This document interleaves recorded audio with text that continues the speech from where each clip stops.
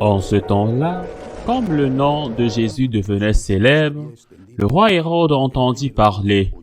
On disait, c'est Jean, celui qui baptisait.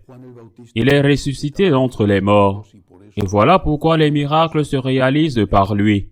Certains disaient, c'est le prophète Élie. D'autres disaient encore, c'est un prophète comme ceux de jadis. Hérode entendait ces propos et disait, celui que j'ai fait décapiter, Jean, le voilà ressuscité. Car c'était lui, Hérode, qui avait donné l'ordre d'arrêter Jean et de l'enchaîner dans la prison, à cause d'Hérodiade, la femme de son frère Philippe, que lui-même avait prise pour épouse. En effet, Jean lui disait, « Tu n'as pas le droit de prendre la femme de ton frère. » Hérodiade en voulait donc à Jean, et elle cherchait à le faire mourir. Mais elle n'y arrivait pas parce que Hérode avait peur de Jean. Il savait que c'était un homme juste et saint, et il le protégeait. Quand il avait entendu, il était très embarrassé. Cependant, il écoutait avec plaisir. Or, une occasion favorable se présenta. Quand le jour de son anniversaire, Hérode fit un dîner pour ses dignitaires, pour les chefs de l'armée et pour les notables de Galilée. La fille d'Hérodiade fit son entrée en dansant. Elle plut à Hérode et à ses convives.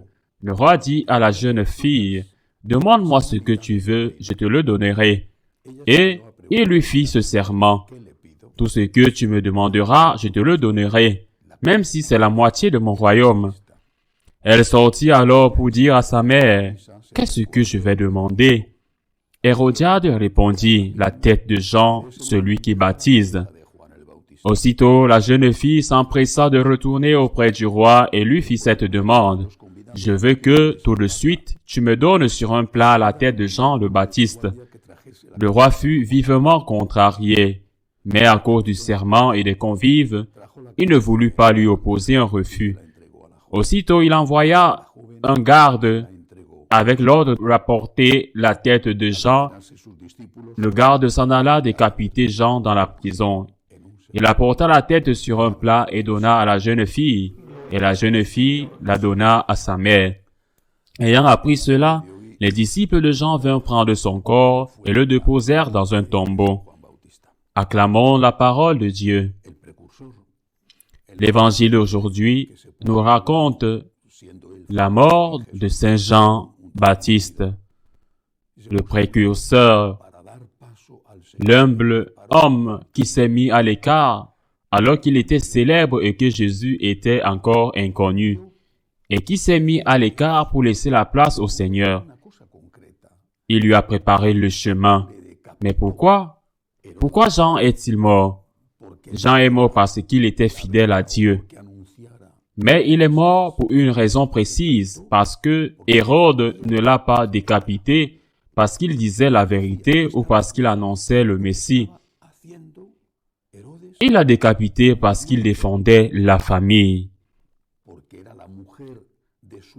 Parce que c'était mal ce qu'Hérode faisait en vivant ensemble, parce que c'était mal ce que Hérode faisait en vivant ensemble, parce que c'était la femme de son frère qui était encore en vie. Donc, vivre ensemble dans une relation illicite et immorale.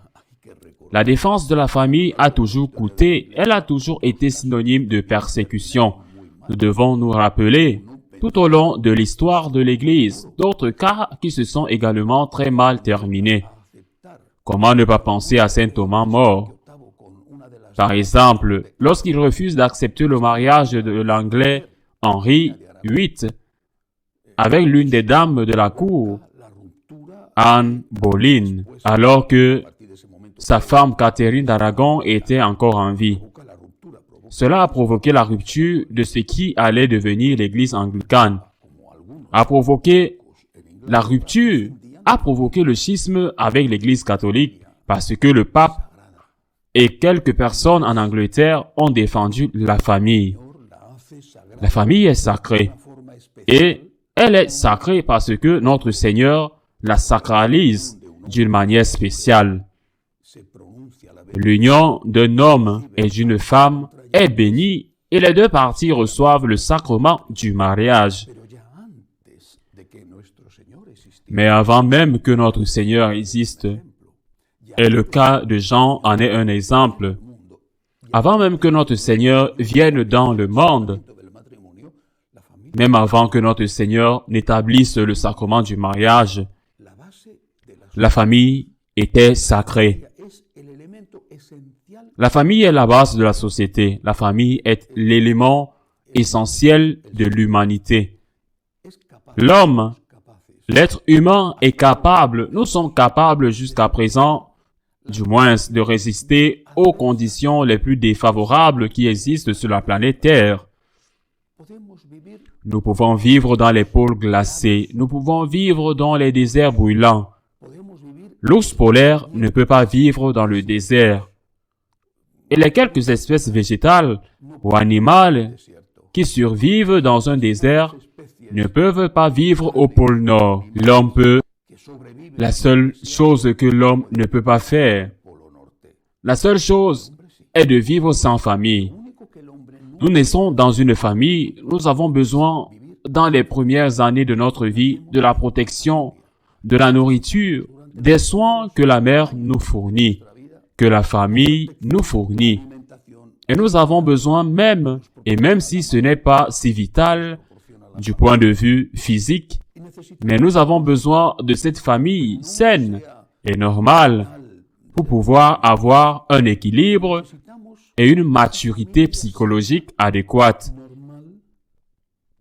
Sans la famille, nous ne pouvons pas vivre. Pour cette raison, parce que c'est quelque chose de sacré, elle fait partie de la création de Dieu. Elle fait partie de ce que le Seigneur a établi pour l'être humain. Il a créé l'homme et la femme. Homme et femme, il les créa. Cela est dit dans la Genèse, c'est pourquoi l'Église défend la famille. Elle a toujours défendu contre les puissants, Hérode, Henri VIII, pour donner quelques exemples. Il y en a beaucoup d'autres. Et elle continue à défendre aujourd'hui contre l'agenda 2030 des Nations Unies. Cette formule qu'ils ont inventée pour le reset, le redémarrage qu'ils veulent faire du monde, elle défend la famille, l'union d'un homme et d'une femme. D'autres types d'unions qui s'appellent autrement, mais qui ne s'appellent pas famille. Il y a de nombreuses années, la conférence épiscopale espagnole a déclaré que c'était comme si une fausse pièce de monnaie était mise en circulation en disant qu'il s'agit de la pièce originale du cugno. Eh bien, ce serait quelque chose qui nuirait au système parce qu'il est beaucoup plus dommageable d'appeler une famille ce qui n'en est pas une. Et pourquoi? En raison du prestige qu'a encore le nom de famille. Mais l'Église ne défend pas seulement la famille formée par l'union d'un homme et d'une femme. Et je ne parle pas seulement de la famille qui a reçu le sacrement du mariage. Mais elle ne défend pas seulement la famille, elle défend ce qui est à l'intérieur de la famille, les enfants. Les enfants à naître. Comment est-il possible que dans un pays, le pays le plus riche du monde, 60 millions d'enfants soient morts à cause de l'avortement? Comment est-il possible qu'en Espagne, 60 millions d'enfants soient nés de ceux qui sont morts assassinés par l'avortement? Et ainsi de suite dans de nombreux endroits. Nous défendons la vie, y compris celle des personnes âgées. Pourquoi devons-nous recourir au suicide assisté, à l'euthanasie? Pourquoi? Sans même consulter, alors qu'un traitement peut être administré pour soulager la douleur et leur donner le traitement d'amour, d'affection et de proximité avec leurs proches dont nous avons tous besoin en vieillissant. Et pourquoi recourir à la mise à mort de ceux qui ne sont pas ou ne sont pas préparés à avoir une qualité de vie? Au Danemark, l'année dernière, une seule personne est née avec le syndrome de Down. Car lors des tests prénataux, quand ils ont vu qu'ils avaient le syndrome de Down, les parents ont demandé la mort. Une seule famille a eu un enfant avec le syndrome de Down. Nous défendons la famille. Sans famille, il n'y a pas de vie humaine. Sans famille, le monde cesserait d'être un monde habitable pour les êtres humains.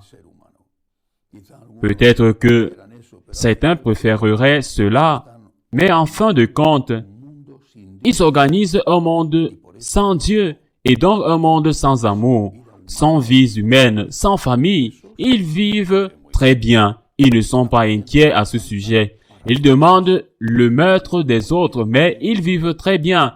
Ils s'en fichent parce qu'ils ont tout. Ce sont eux qui veulent continuer à vivre et en attendant, laisser les autres mourir d'une manière ou d'une autre. Nous défendons la famille. Nous défendons la famille.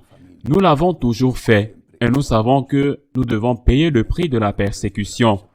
Ce que nous faisons parce que nous devons le faire, c'est demander à Dieu de nous donner la force, la grâce de continuer à défendre son enseignement. Ainsi soit-il.